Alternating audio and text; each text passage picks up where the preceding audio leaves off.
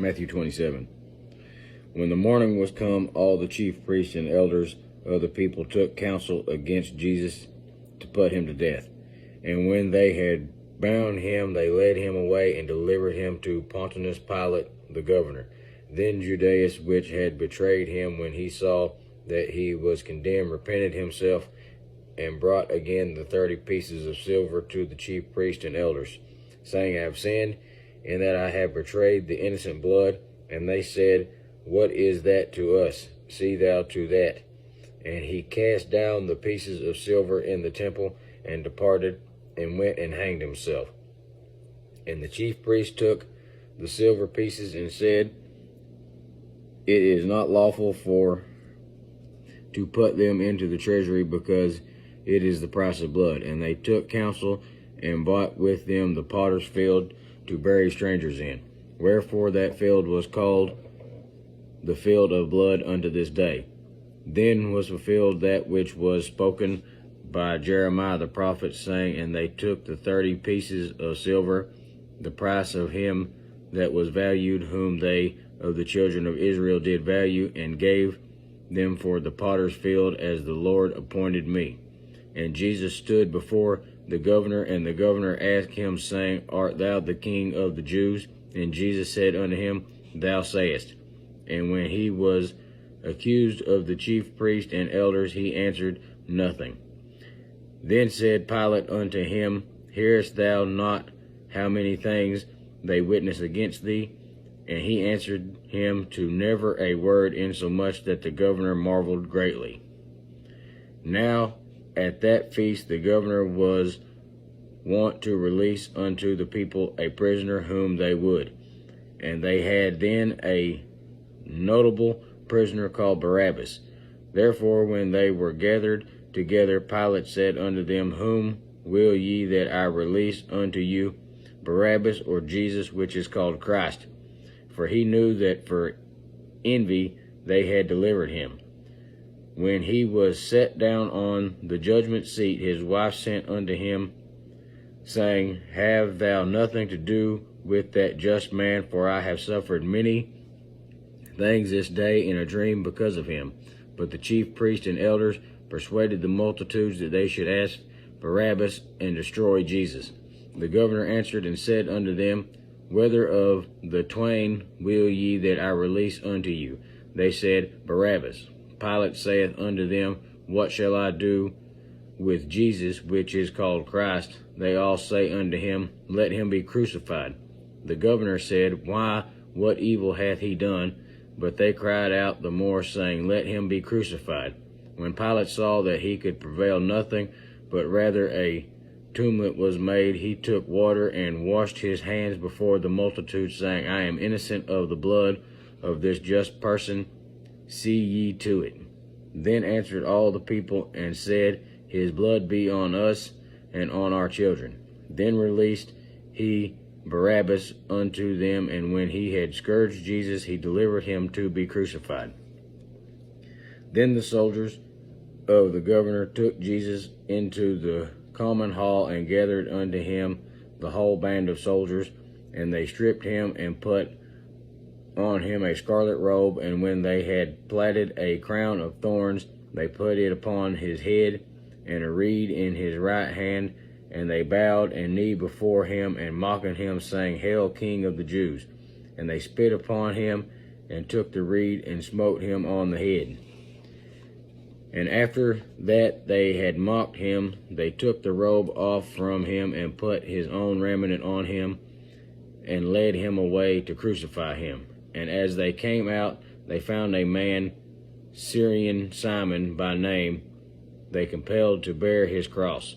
And when they were come unto a place called Golgotha, that is to say, a place of skull, they gave him vinegar to drink, mingled with gall, and when he had tasted, therefore he would not drink.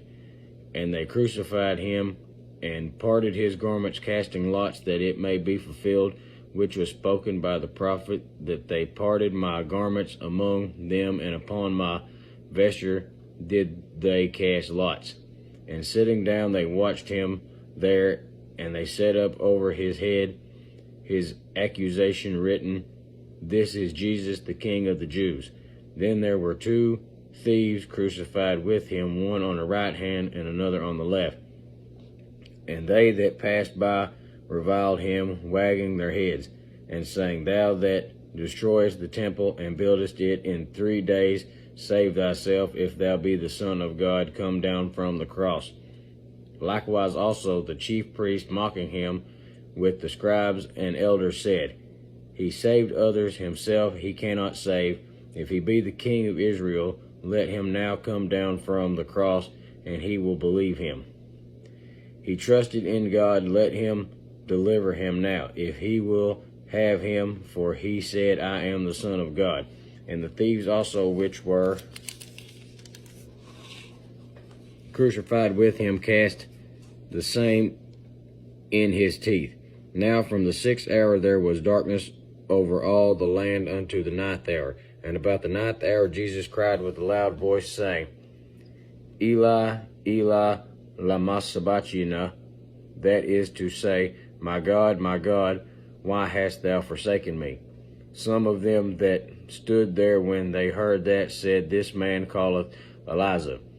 And straightway one of them ran and took a sponge and filled it with vinegar and put it on a reed and gave him to drink. The rest said, Let be, let us see whether Elijah will come and save him. Jesus, when he cried again with a loud voice, yielded up the ghost. And behold, the veil of the temple was rent in twain from the top to the bottom, and the earth did quake, and the rocks rent.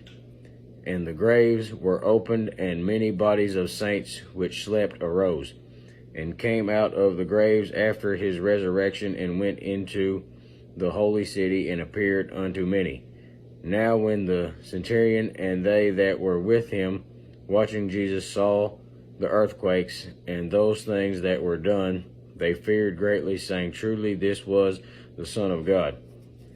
And many women were there, beholding afar off, which followed Jesus from Galilee, ministering unto him, among which was Mary Magdalene, and Mary the mother of James and Joseph, and the mother of Zebedee's children.